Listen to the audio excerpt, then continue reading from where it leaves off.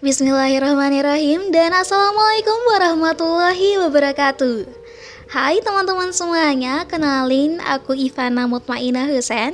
Orang-orang biasa menyapa aku dengan panggilan Ivana atau Fana. Aku dari Kabinet 5 Subasita Wasista dan aku ucapin selamat datang di podcastku Opini Ivana.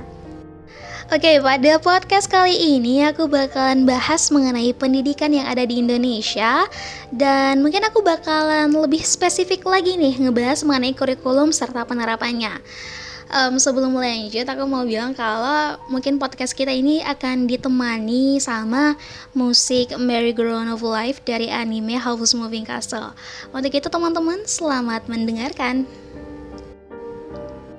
Well, kalau ngebahas masalah pendidikan yang ada di Indonesia, tentunya masih banyak banget yang perlu kita benahi ya teman-teman.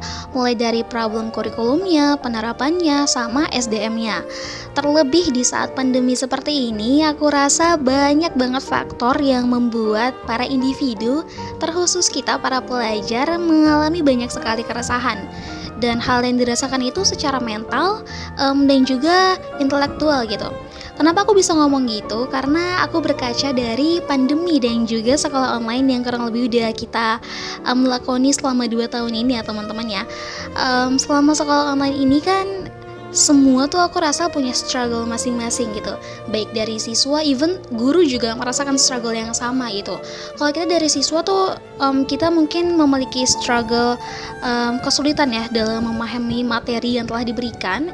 Justru kalau guru aku rasa mungkin bakalan bimbang gitu gak sih, sama mikirin gimana sih cara transfer ilmu yang benar biar anak-anak yang ada di rumah tuh ngerti dan juga betah dengerin penjelasannya gitu. Dan juga ya menurut aku salah satu faktornya juga adalah kurangnya interaksi sosial kita selama pandemi bersama teman-teman sebaya kita di kehidupan nyata gitu. Oke, kalau kita kaitkan antara pandemi dan juga pendidikan yang ada di Indonesia, mungkin ya dari aku pribadi selama online ini salah satunya yang mesti ditingkatkan menurut aku adalah kurikulumnya. Karena from my point of view, kurikulum yang ada di Indonesia yang diterapkan itu nggak lengkap gitu. Kita ambil contoh kelas IPA dan juga IPS. Anak-anak IPA tuh nggak mungkin bakalan dapat pelajaran geografi kan, benar kan? Kecuali di luar mereka searching dan juga belajar sendiri, tergantung ketertarikan mereka gitu. Tapi menurut aku pribadi sih aku rasa itu nggak merata ya, karena geografi kayak hanya anak IPS gitu yang tahu, sedangkan anak IPA hanya dengan rumus-rumus gitu. Aku rasa itu ya salah satu yang paling penting untuk pendidikan di Indonesia adalah kurikulumnya gitu. So, jadi aku mau cerita sedikit. Seminggu yang lalu itu aku ada kelompok diskusi bersama teman-teman aku, teman-teman di beda sekolah ya. Jadi kita sama-sama punya rasa yang sama gitu. Kita ngerasa aduh gak beres nih beberapa gitu ya sama kurikulum dan juga pendidikan sistem yang ada di Indonesia gitu. Jadi kita diskusi gini-gini. Jadi hasil akhir diskusinya tuh kita dapat 3 mata pelajaran yang kita rasa seharusnya dan juga sebaiknya dimasukkan ke dalam kurikulum di Indonesia sebagai penunjang pembelajaran pelajar di Indonesia selama pandemi ini.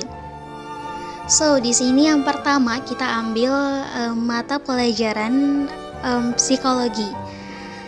Kenapa kita bisa ambil psikologi?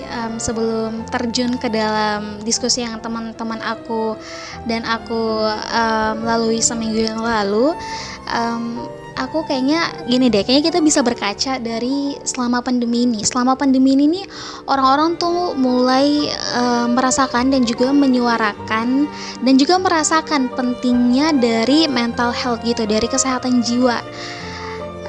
Dan di masa pandemi ini kan para pelajar itu kerap mengalami masalah pada kesehatan mental mereka, dan juga beberapa dari mereka tuh mendapatkan perundungan gitu atau bully gitu baik secara verbal maupun non verbal. Contoh kasus yang berkaitan dengan hal ini yang aku bilang di awal tadi, salah satunya adalah kurangnya interaksi sosial dan juga perundungan pada murid. Dan perundungan ini tuh gak hanya sebatas ketemu di real life aja gitu ya, tapi ada juga cyberbullying yang melalui platform atau media sosial apapun itu mereka.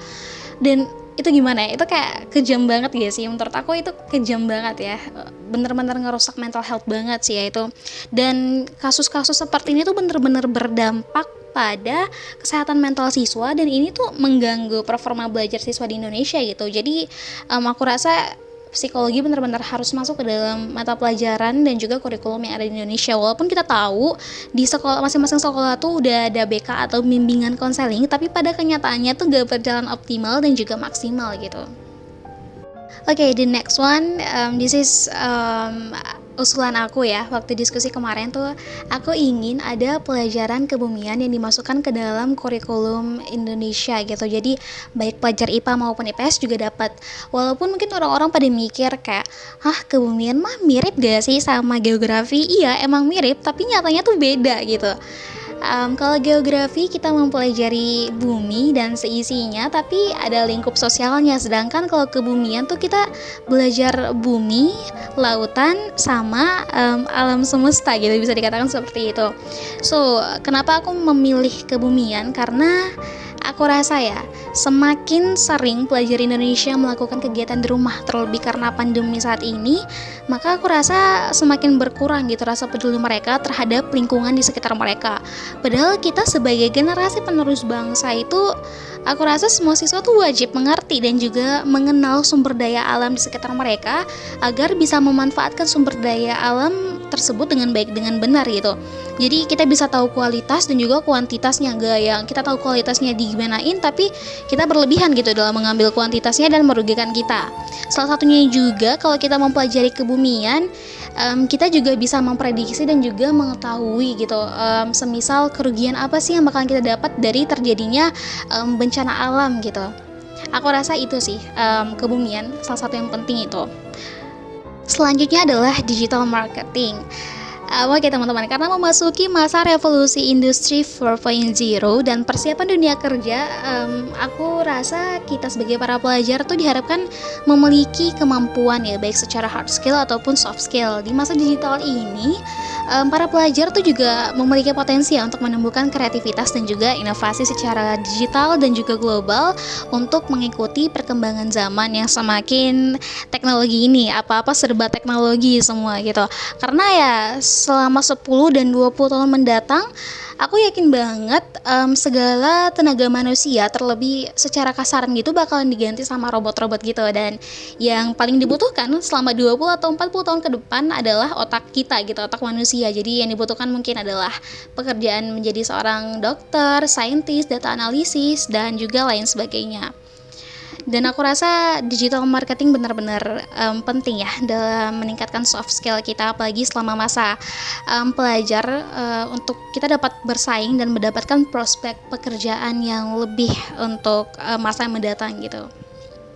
Aku rasa cukup untuk unek-unek aku terkait dengan pendidikan yang ada di Indonesia ya, dalam tanda kutip.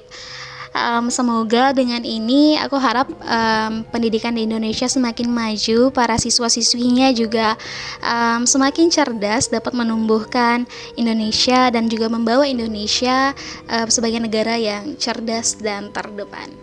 Oke, cukup sekian, aku mohon maaf apabila ada salah kata. Lebih dari kurangnya aku maaf. Wabillahi taufiq wal hidayah. Wassalamualaikum warahmatullahi wabarakatuh, dan sampai jumpa teman-teman.